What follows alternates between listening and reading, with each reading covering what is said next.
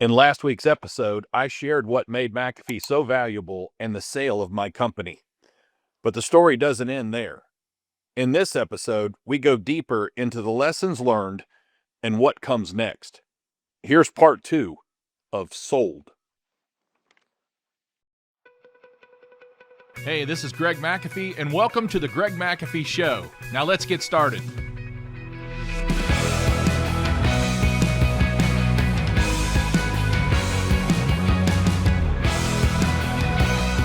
We didn't just grow revenue, we grew bottom line profit. That was always important to me. And the more I learned how to do it, the better I got at it. And I surrounded myself with people that knew more how to do it than I did, if that makes sense. We had clean bookkeeping from day one. I was blessed. My sister-in-law set me up on our books, set our books up from day one. After the sale, I met with her and basically gifted her something pretty cool and said, thank you. We would not be where we are without you. And she worked our books for about the first 7 years in business until we just got too big and it just became hectic for her and her full-time job. Okay. So, blessed. I was blessed from day one with bookkeeping. That's the key. One of the keys to success. Get your books in order from day one. I coach people who have been in business 5 to 10 years that still don't have their books in order. That's one of my keys to success, clean books. Number 2, smart mentors. I was blessed. I got to meet Clay Mateel in my first 3 to 4 years of business. Who's Clay Mateel? Well, he was the sole owner of Imes Pet Food. He passed away recently. God bless his soul.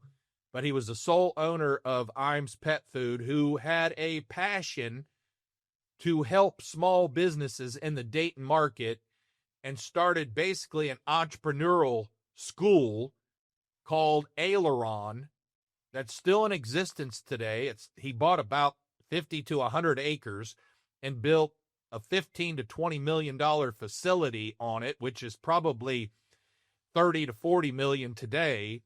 But he and a few other guys I talk about had surrounded me and guided me and taught me more about business than I could ever have learned in business college that I never went to.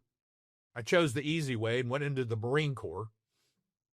But anyway, I surrounded myself with smart mentors that I learned from. It wasn't just a mentor. I was a sponge. I took it all in.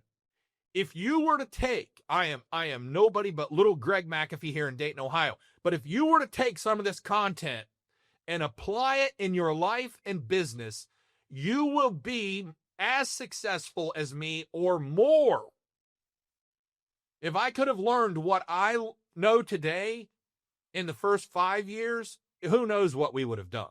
It took me a little longer. I'm a little slow. I barely graduated high school. I mean, it is what it is.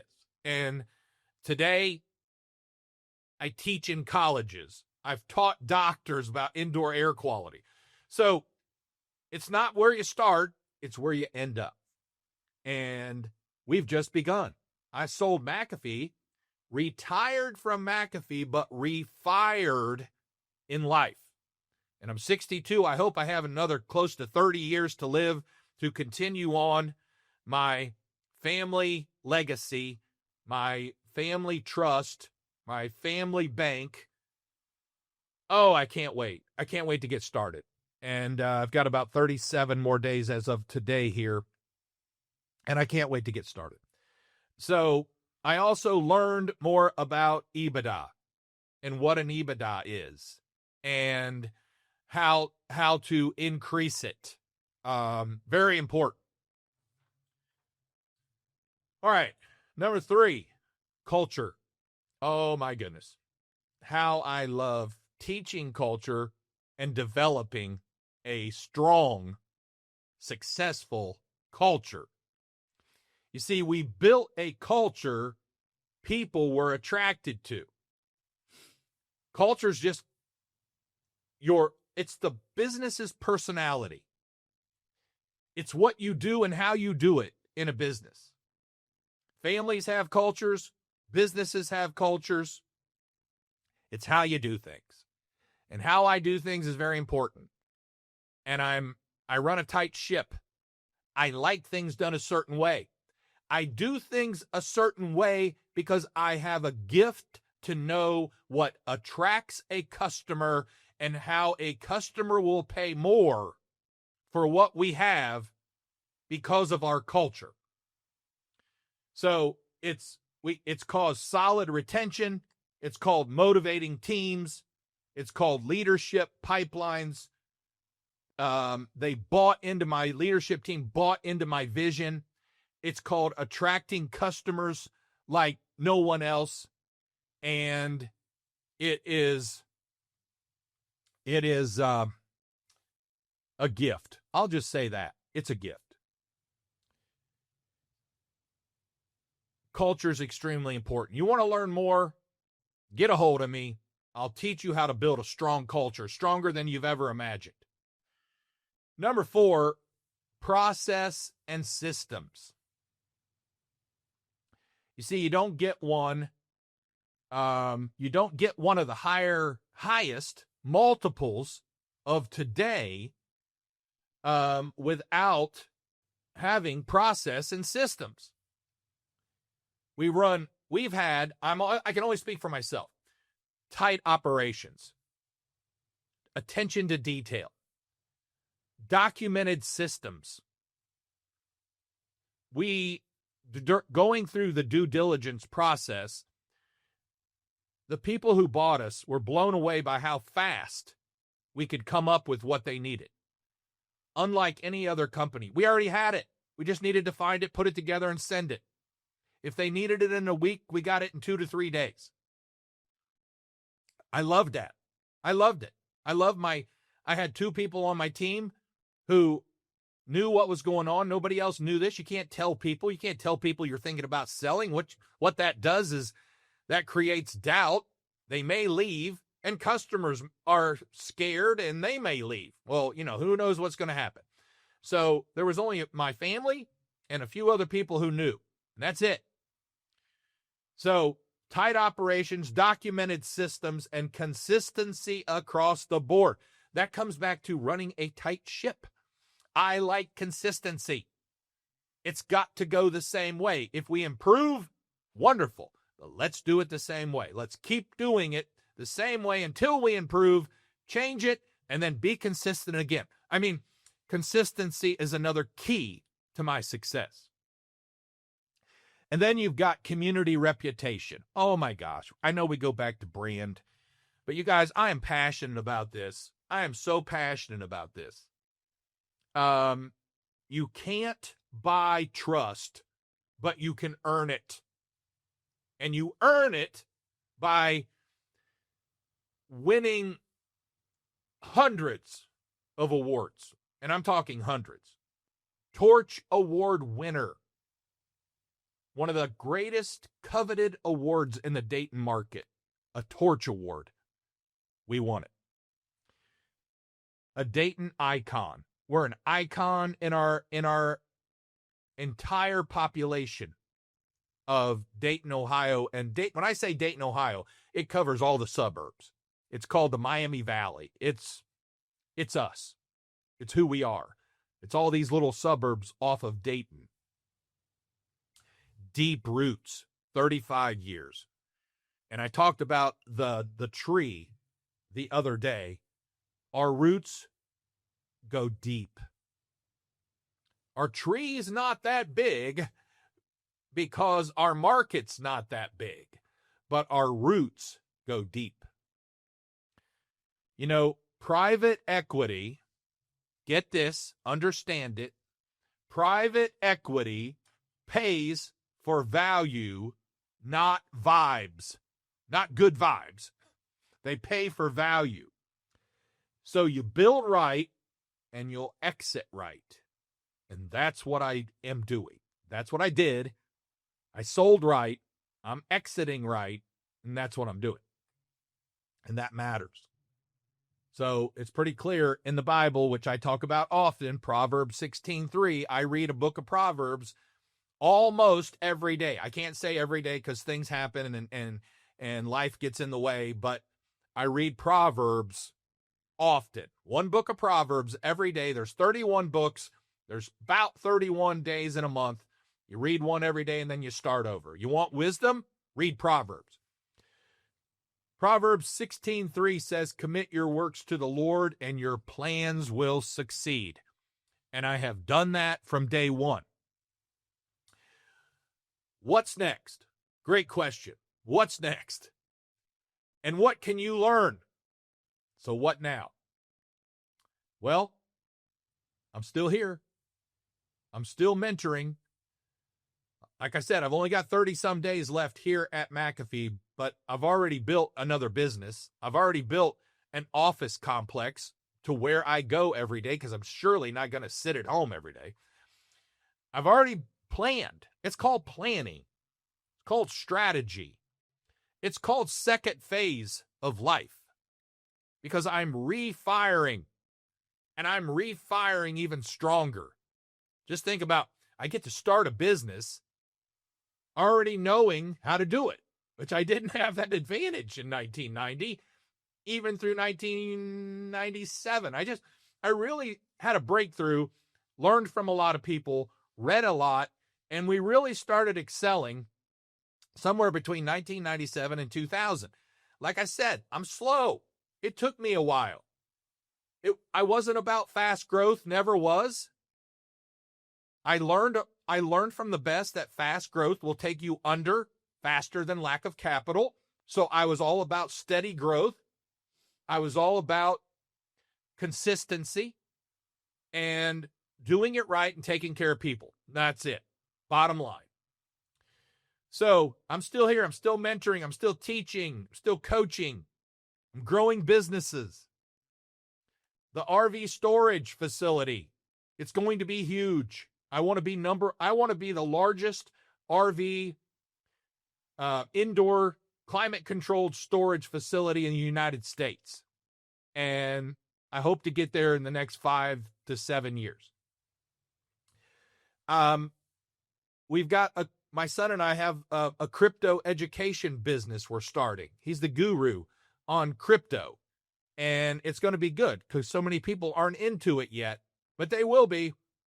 And they need to learn what to do. I just had someone yesterday text me and say, hey, I think I screwed up. I heard you talking about crypto, so I bought some, but I bought some on the wrong exchange, and it ended up being a scam, and I lost $7,000. And he sent me what he bought and who he bought it through, and I said, unfortunately, you're correct. It is a scam. So he'll never get his $7,000 back. I mean, thank God it was only $7,000, but to him, it was a lot of money. So we're helping people reach their potential. I'm also going to write another book. I'm going to continue with these podcasts, but helping people reach their potential. Actually, your highest potential. If you want to reach your highest potential, keep listening to podcasts like this, because that is what I teach. That is what I know. I'm not going halfway. I'm not going to teach you how to be mediocre. I'm going to teach you how to be your best, but you must apply it. You must be interested. You must listen to this podcast all the way through to the end and not just halfway. Halfway doesn't get you anywhere. I'm helping people reach their full potential, their highest potential. But if you don't take advantage of my experience, then shame on you, because you're just going to get by. But here's what you need to take away today. Here's what you need to take away today. And this stuff is worth listening to over and over, or writing it down, or doing something with it. Number one, you don't need permission to build something great. I never asked anyone, can I do this? I mean, it's not an option. I'm doing it. especially when I had people tell me I couldn't. Number two, you don't need approval to exit when it's right. I didn't have to ask anyone. I talked to my wife, my family. We all agreed. That's all that mattered. I didn't need to get anyone's approval. I got good counsel on it. Of course, I prayed about it. God didn't expect me to work till I was 90-some, die here. I mean, that doesn't make sense to me. And I reached my peak. I know what I'm good at. I knew what I was good at. I knew how far I could take this thing. And very, very few people can take something from $274 to what I took it to. I think I talked about this on another podcast. But other people can come in and take it to a whole new level. That's their gift. And then someone will come in above them and take it to another whole new level. That's their gift. My gift, taking it from $274 to multi-millions, that was my gift. But I reached the law of the lid. I knew I reached it. I would have killed myself to do another million or two and probably had a heart attack. So I was done. I knew I was done. You don't owe your critics anything. It's none of their business. If they're talking about you, you know you've affected them. If they're mentioning your name on social media, you know that they're scared of you. You've made an impact. And if your kids aren't taking over, make sure someone worthy is. Very important. I could have sold to anyone, but I chose who I sold to. They had to meet the criteria of what I was looking for. And build a business that's worth buying, not just running. You know, I mean, I know people that have been in business 30 years and their business is worth less than $500,000. Build a business that's worth buying. In other words, it's got to be profitable. Extremely profitable, I say. Your exit is not the end. It's the reward of years of discipline, years of heartache, years of pain, years of tears. That's what I experienced. It wasn't all go-lucky roses. It was hard. It was very hard, but I accepted that challenge. I expected that. I didn't expect it to be easy. I worked through it. For many years, people offered to buy this place. I said, no. I knew what I wanted to do. I knew where I wanted to take it. But when I was ready, I was ready. The reward for years of discipline can be huge. And that's what I was looking for. By the way, folks, I didn't want when I was ready to sell within the last couple years, I didn't want something to happen to me and my wife have to deal with this. And my wife, once the owner's gone, the business is almost cut in half in value. I didn't want her to have to deal with that. I wanted her to experience the benefits of what we got out of this thing and the joy and what we're going to do with it. We have strategic plans for the family, legacy, the trust, everything. Again, we're in the 1 percentile. I've always told you I strive to be in the 1 percentile in everything I do. And that's where we're at. And I can't wait. I can't wait to get started. Well, I've already got started, but I can't wait to get really into it 100%. When you sell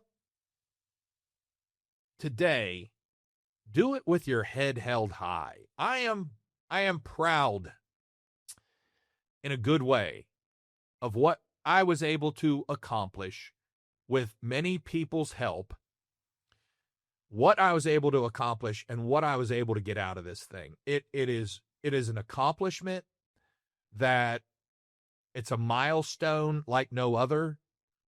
And I've had close people in my circle they're blown away by what we were able to do. And I am thankful to God. He has blessed me. Don't get me wrong. Selling a business, it's a roller coaster ride through that due diligence. It's not easy, folks. But we made it through, and we've had harder things to conquer. But to all my fellow entrepreneurs who are listening today, especially in the home service space, don't let the noise stop your vision. Trust me, if I would have, I'd be a $5 million company. And we did a lot more than that. But I'm saying, don't let the noise stop you. If you've got noise, you're doing good things. If you've got noise, you're doing things right. Okay? You're ahead of most if you've got noise and people are attacking you. That's a good thing. Take it as a good thing. Don't get upset. Smile. It's awesome when people mention your name on social media. When other companies mention your name on social media, you're doing something good. You are growing and you're winning. You're a winner. So keep building, keep grinding. Never forget who you're building it for, by the way. Because I dedicated this business to God in the first couple years.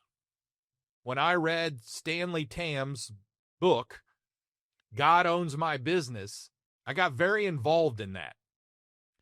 And Stanley also passed away recently. I think he was in his 90s. But he gave away 90% and lived on 10. So yeah, God owned his business for sure. I'm Greg McAfee, and I'm just a heating and air guy. Was a heating and air guy.